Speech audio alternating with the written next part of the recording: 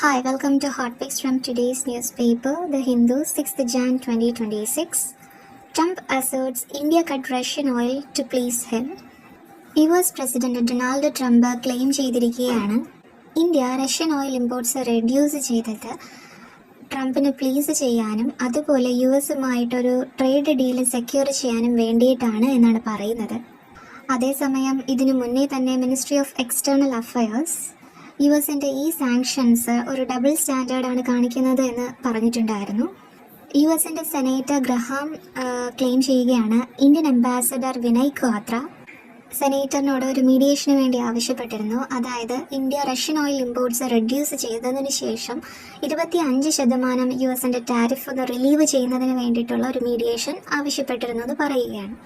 യുഎസിൻ്റെ Russia sanctions ബില്ലിൽ 500% tariffs വരെ ഏർപ്പെടുത്തുന്നുണ്ട്. ഇത് റഷ്യയിൽ നിന്ന് ഓയിലോ യുറാനിയമോ വാങ്ങുന്ന മറ്റു കൺട്രീസിന് സാരമായിട്ട് ബാധിച്ചേക്കാം.